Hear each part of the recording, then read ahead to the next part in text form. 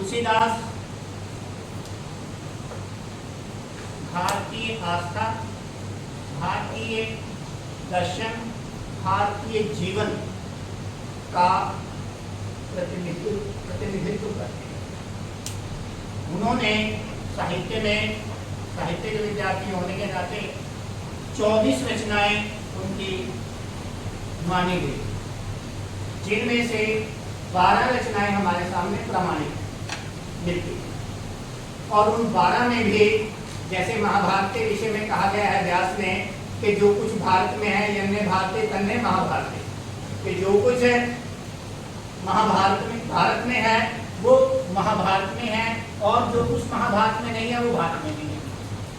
ऐसा ही यदि हम तुलसी के विषय में कहें भारतीय जीवन को संदर्भ बनाकर, तो ये बात चरितार्थ होती है उनके ऊपर भी कि जो कुछ भारतीय जीवन में है, जो कुछ भारतीय दर्शन में है, वही लोक व्यवहार में तुलसी में है, और जो कुछ तुलसी में नहीं है वो भारतीय जीवन में भी नहीं, ऐसा कहा जा सकता है उनके बारे में।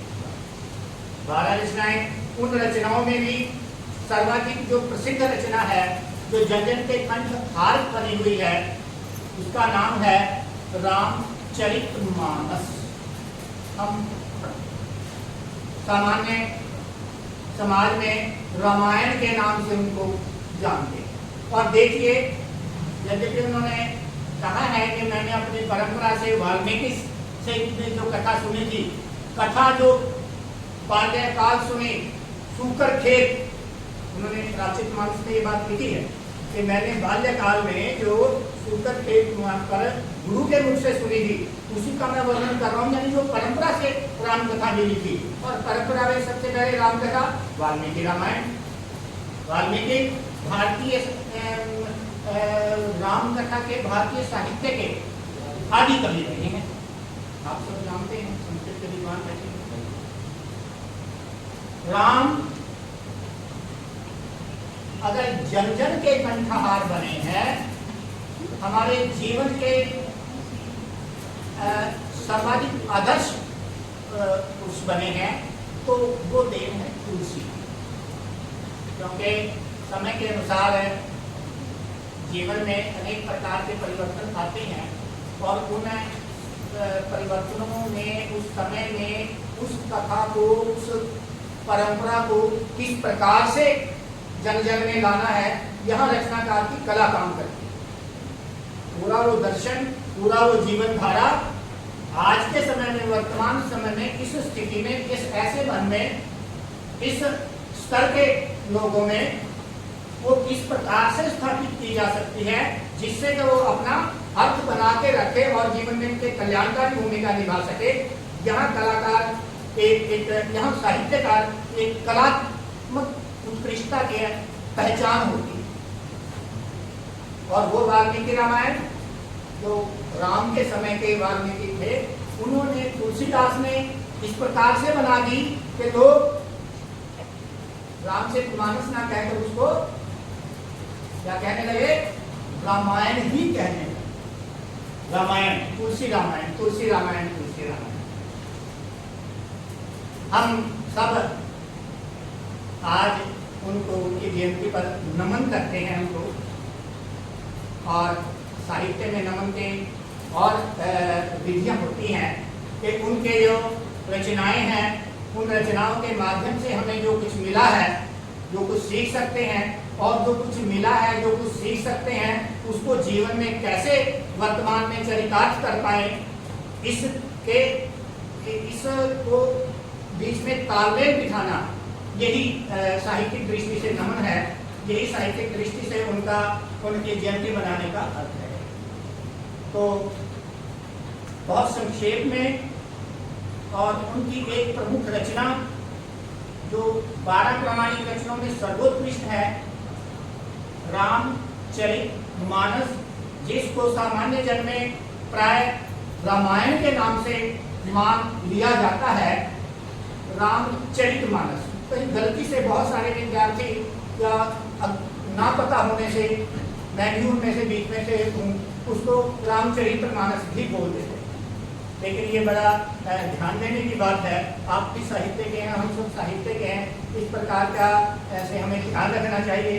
रामचरितमानस नहीं, रामचरितमानस। चरित्र और चरित ये अलग अलग शब्द है।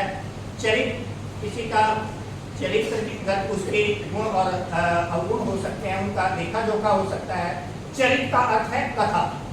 राम कथा का मानस, मानस मानसरोवर संयोग से। और आप सावन का महीना चल रहा है और सावन के महीने में शिव का ये माना जाता है, ये शिव का महीना है। और शक्ति शिव के माध्यम से, उनकी स्तुति के माध्यम से हमारे अंदर कैसे उज्ज्वलित होती है, इसमें सबसे अधिक फलित ये मानी गई है। तो मानस कैलाश पर्वत के ऊपर वो चीन की यात्रा करके वहाँ एक मानसरोवर है जहाँ ऐसा माना जाता है। मैं तो गया नहीं भाई, मैं तो यही कहूँगा माना गया, आज में से बहुत कुछ गए होंगे। तो वहाँ हंस होते हैं जो उसमें से मोती चुनते। मानसरोवर कैलाश पर्वत के ऊपर जाके नदी यात्रा करके अभी कुछ देर तक चल भी रहा है उसकी यात्रा का प्रावधान। वहाँ उस मानस से मोती चुनते हैं हंस। और हम सब अपने जीवन में, इस जीवन में, इस संसार में से हम जो कुछ चुनते हैं हमारी संज्ञा उसी प्रकार से बनेगी। जो मोती चुनता है उसकी संज्ञा क्या है? हंस, यानी वो इसके अतिरिक्त और कुछ नहीं चुनेगा। लेकिन हम सब तो एक बात ये है कि तुलसीदास ने उस रामचरितमानस में मानस दिया है, उसका एक सरोवर दिया है हमें जिसमें मोती हैं। अब देखते हैं हम कितने उसमें कौवे बनकर उसमें डूबते हैं और कितने उसमें से हंस बनकर उसमें से वो चुन पाते हैं। 7 अध्यायों में विभाजित है पूरी कथा, जिनको वहाँ कांड नाम से पुकारा गया है। क्रमशः उन कांडों की का नामकरण इस प्रकार से हुआ है। सबसे पहला है बाल कांड, राम के जन्म की कथा। तो उसके साथ अनेक कथाएं हैं, क्योंकि महाकाव्य है और महाकाव्य में एक मूल कथा के, आधिकारिक कथा के साथ साथ अनेक प्रकार की अवान्तर कथाएं भी जो उसके साथ प्रासंगिक रूप से जुड़ी होती हैं, उनका भी उसमें चित्रण होता है। महाकाव्य की एक पहला लक्षण है कथानक की दृष्टि से। तो पहला उस कांड का पहला अध्याय है बाल कांड, जो राम के जीवन से जुड़ा हुआ है।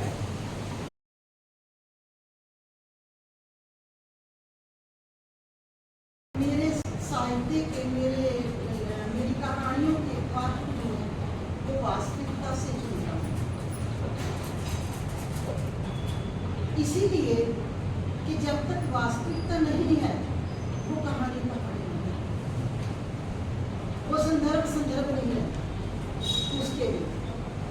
और वास्तविकता में इतनी गहरी हो कि वो साकार हमारे सामने स्पष्ट हो जाए, प्रकट हो जाए, उसे हम देखते ही हम उसमें अपना बिंब देखने की कोशिश करें, वो हमसे जुड़ी हो।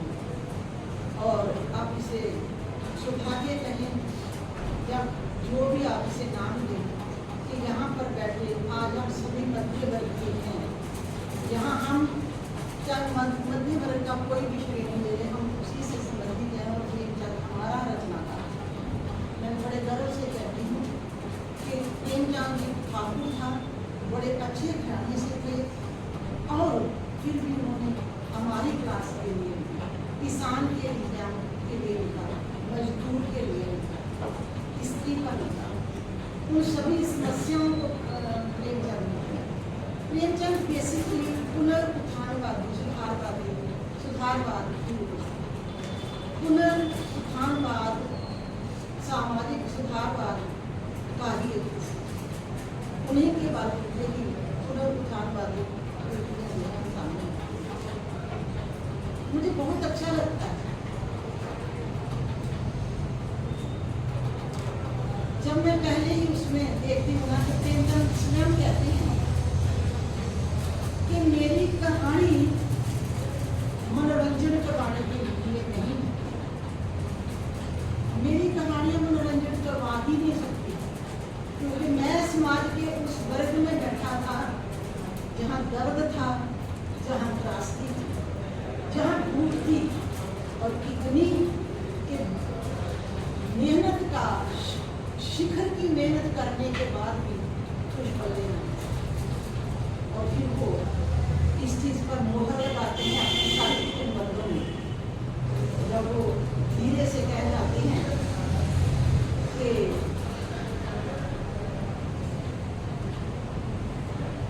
उस समाज के बारे में इस कहानी जो मनोरंजन करवाना है वो तो विदूषित का काम है, और वो तो मदानी का काम है। रचनाकार ना विदूषित है ना मदानी, रचनाकार को रचना है जिसने अपने समाज को शब्द दिए। तब लगता है कि हम लोग एक बार यहीं पर एक जो शायद बात यहीं पर एक संदर्भ याद आ गया कि गोरकी ने रूस के साहित्यकारों को कहा था कि अगर आपने अच्छा साहित्य लिखना है तो किसकी कॉपी करें। आज मैं आप सभी को कहती हूँ, आप साहित्य के विद्यार्थी हैं, आप लिखते भी हैं, यहाँ सुमन बैठा हुआ है, तो अच्छे यहाँ पर मेरे विद्यार्थी भी हैं जो भी हैं और लिखते भी हैं। तो प्रेमचंद को दर्द है जो हम लोगों ने किया, जो हमारी क्लास में है। प्रेमचंद को पीड़ा है जो विद्या और दुनिया में है।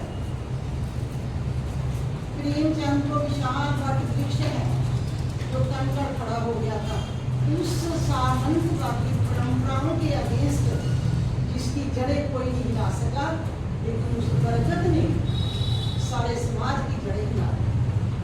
प्रेमचंद वो क्रांतिकारी था, बिना किसी क्रांति के उसकी कलम ने वो काम कर दिया जिसको कोई नहीं कर सकता, ना कल ना आज। और कई बार मैं सोचती हूँ जब आप लोग थकते हैं, एक चैप्टर अगर आप लोगों का वापस चला गया कि ये चैप्टर अभी उस स्तर पर नहीं गया जिसकी डिमांड टॉपिक कर रहा है, तो आपको लगता है कि अभी गाइड का मर्डर करना। ये जब प्रवृत्ति आ गई है तो नहीं लगता कि आने वाले आप लोग हिम्मत हार रहे हैं। आप लोग, मैं भी, हम सभी, मैं यहाँ जितने भी इस हॉल में हैं, मेरे आदमी दूसरे इनको छोड़कर मैं बात कह सकती हूँ, मुझे हमें हिम्मत नहीं आती। प्रेमचंद हमारी हिम्मत है, और इसीलिए प्रेमचंद को पढ़ना बहुत जरूरी है। जब प्रेमचंद ये लिखते हैं कि मैं विदूषित नहीं हूँ, मदारी भी नहीं हूँ, क्या है प्रेमचंद? वो ऐसी पीड़ा है सारे समाज की जिसका कोई इलाज भी नहीं है, और उसको छूना भी कोई नहीं चाहता। और प्रेमचंद एक ऐसी क्लास से होकर भी वहाँ तक वो पहुँच गई। और दूसरी बात, मैं बहुत लंबी बात नहीं करूँगी क्योंकि आप काफी देर से बैठे हुए हैं। प्रेमचंद की सभी कहानियां किसी नए मुद्दे की, लेकिन पीड़ा उसमें वही निम्न मध्य वर्ग की है। उसकी कहानियों में जब भी उच्च मध्य वर्ग आता है तो वो उसकी वो हमदर्दी नहीं देते उसे, वो अपने उस करेक्टर को के साथ नहीं चलते, वो चलते उसी के साथ है जो पीड़ा झेल रहा है। क्योंकि प्रेमचंद को पता है कि उसकी रात का दर्द क्या है। प्रेमचंद को पता है कि ठाकर का कुआं की क्या हकीकत है। प्रेमचंद को पता है कि जिन लोगों को पानी पीने का भी हक नहीं है, उनके साथ खड़े होने से लोगों का क्या रिएक्शन है। तो प्रेमचंद ने उस समन्वयवादी दृष्टिकोण को अपनाया, क्योंकि उन्हें वो चीज़ें सारी उठानी थी जिनको अभी तक नहीं छेड़ा गया था। अब जो आस्था की कहानी थी प्रेमचंद की, वो समय था जब कहानी ने मोड़ दिया। आज तक सारी की सारी कहानियाँ, अब मैं इसमें कई चीज़ों को छोड़ती भी हूँ, लेकिन जो कहा जाता है कि लगभग जो कहानियाँ हैं वो मनोरंजन की बात की थी। प्रेमचंद ने आकर के इसमें आदर्श जीवन और आदर्श समझौतों की बात की। प्रेमचंद ने उस पीड़ा को महसूस किया कि सारा साल खेत में मरने वाला, अपना खून पसीना बहाने वाला मजदूर, वो किसान, जब उसकी फसल पकती है तो आपने भी देखा होगा कई छोटी छोटी कहानियों में कि कैसे वो झुंड आता है, जिसे सामंत भी नहीं कहा जा सकता, जो छोटे से हैं, जो अभी मगरमच्छ से पहले वाली स्थिति में है, वो आते हैं क्योंकि उन्होंने सूद पर में पैसे दिए होते हैं और पूरा जो वो उनकी फसल है उसे हड़प लेते हैं, वो खाली हाथ घर को लौटते हैं भूखे पेट। तो ये दर्द जब समाज के सामने आया तो समाज की आंखें तो क्या खुलनी थी, उल्टा प्रेमचंद का विरोध हुआ। तो जब भी कोई पहली बार कोई बड़ी क्रांति करता है, कोई बड़ी बात करता है, क्रांति करने वाला, जब बड़ी बात करने वाला, जब समाज की जड़ों को मिलाने वाला, जिस पर वो राज कर रहे थे, तो वो सारा कुछ जो है वो प्रेमचंद जी ने किया। तो ये सारे संदर्भ जो है प्रेमचंद की कितनी 300 के करीब कहानी है।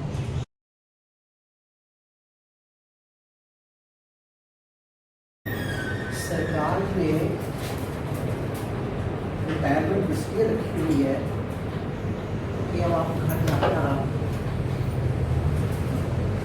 हम लोग उस मन स्थिति में पहुँच चुके हैं, थोड़ा आराम की व्यवस्था में बैठे, लेकिन जब आप लोगों की अपेक्षा और आपका विभाग तो इस तरह के संदेश भी होता है कि आज हम तुलसीदास की जयंती मनाएंगे, आज प्रेमचंद की जयंती मनाएंगे, आप बोलना है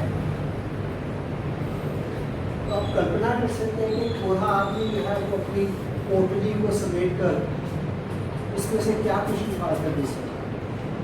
वो तो पुरानी चीज़ें हैं, सब भूल भाल के अब तो जो है कहीं तकिए पर सर रख के आराम करने के लिए।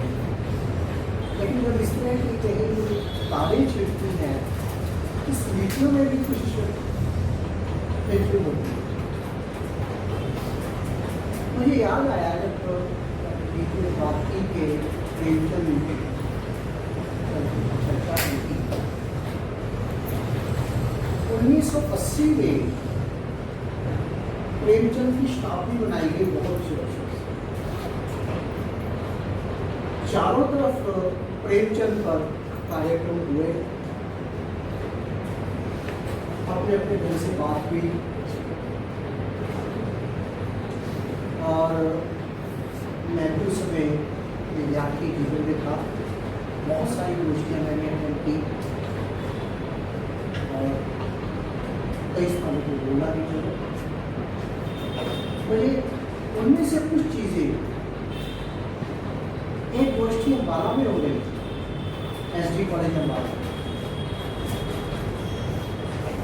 हंसराज लैबर आए हुए थे जिन्होंने प्रेमचंद पर काम किया, विष्णु प्रभाकर आए हुए थे जिन्होंने हमारा मसीहा लिखा,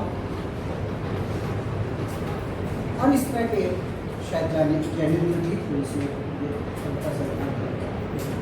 शची रानी गोगटू थी जिन्होंने प्रेमचंद पर बहुत अच्छा काम किया। वहाँ किसी ने विष्णु प्रभाकर से प्रश्न किया कि आपने आवारा मसीहा शायद आपने पढ़ा हो या कम से कम नाम को सुने होगा, शरद चंद्र जो बंगाल के थे, उनके जीवन चरित्र में बहुत बढ़िया आवारा मसीहा। आवारा मसीहा और प्रेमचंद की तुलना कैसे कर सकते हैं, या शरद चंद्र और प्रेमचंद की तुलना कैसे कर सकते हैं? विष्णु प्रभाकर से किसी ने प्रश्न स्टेज पर बैठे में मुझे आज भी याद है मुस्कुराए और मुस्कुरा कर कहने लगे कि शरद चंद्र यदि बंगाल की स्त्रियों के मसीहा थे तो प्रेमचंद भारतीय कृषक के मसीहा थे। प्रेमचंद भारतीय कृषक के मसीहा थे। और यकीन मानिए कि जिस समय उनका गोदान उपन्यास आया, भारतीय कृषक जिसकी तरफ कोई देखता नहीं था वह चर्चा के केंद्र में आ गया, जो अपने सपने संजोते चला गया, उस पर चिंता करने लगे, वो चिंतन के घेरे में आ गया। और ये प्रेमचंद ही था। आगे मैं आपको उदाहरणों के विषय से भी पढ़ा होगा। एक संकेत इस पर आपने शायद इस दृष्टि से ध्यान ना दिया। आज तक के हिंदी साहित्य में यह तमाम साहित्य का ये हिंदी का ये बात मैं बड़ी जिम्मेदारी से कह रहा हूं कि हिंदी साहित्य सारा उठा लीजिए, सारे रचनाकार उठा लीजिए, सारी रचनाएं उठा लीजिए, कहीं भी आपको कोई ऐसा रचनाकार नहीं मिलेगा जो अपने प्रतिरूप को, अपनी प्रतिछाया को अपनी ही कथा के अंदर मार दे।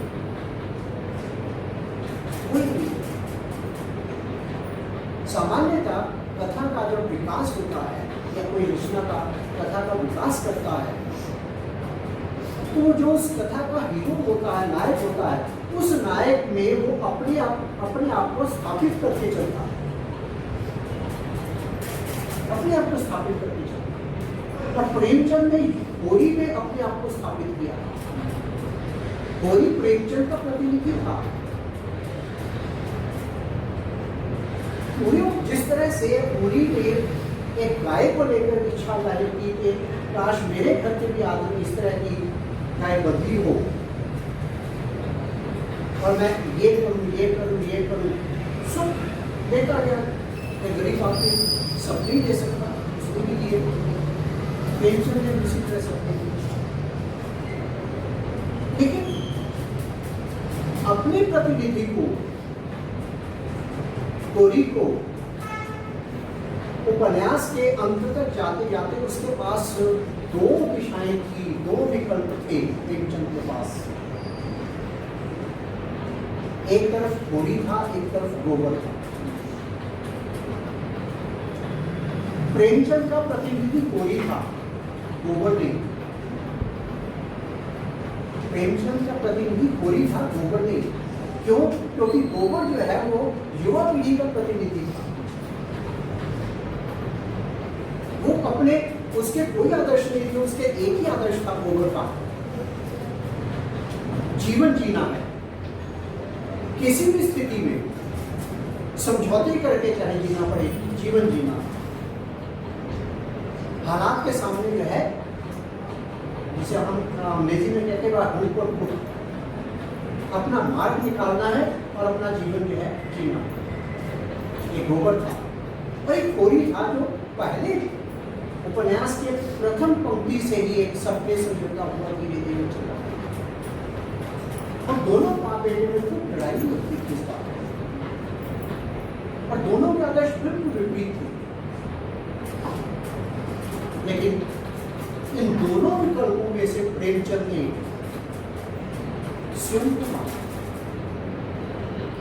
कोई रचनाकार नहीं मानता अपने आप को, नेवर। किसी भी उपन्यास में, किसी भी रचना में, साहित्य की कोई रचना उठाकर देखिए, उस रचना का के नायक को रचनाकार अपने माध्यम से जीता है, अपनी इच्छाओं से जीता, अपने आदर्शों से जीता है, अपने विचारों से जीता है, अपनी कल्पना से जीता है। जिस दृष्टि से वो जिंदगी को देखना चाहता है, उस दृष्टि से अपने नायक को आगे बढ़ाता है।